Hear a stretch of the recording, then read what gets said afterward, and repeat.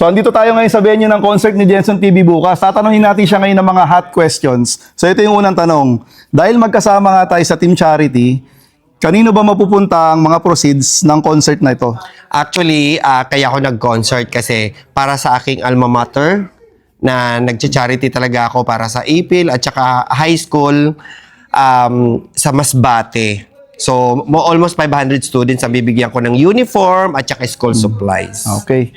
So, ito, hot question to ha. Ay, hot. Bakit daw nagko-concert ka kahit di ka naman singer? Actually, singer ako pero hindi gusto ng singer ng boses ko. Hindi talaga ako singer. Hindi ako dancer, kaliwaan pa ako. Pero hindi naman nasusukat sa pagiging singer at saka dancer para magkaroon ka ng tulong sa mga kabataan, sa charity. So, meron tayong mga talents na kanya-kanya para makapag-concert. So, yun ang meron ako na aabangan nyo bukas.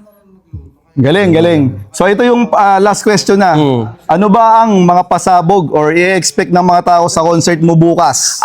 Diyos ko mga pasabog, syempre, punta kayo sa concert ko bukas dito sa Alcaram Hotel para makita nyo kung ano talagang pasabog ng aking concert. Talagang kakaiba ito, katatawanan. Syempre, it's about OFW, why we are here and why we are having this concert para sa charity.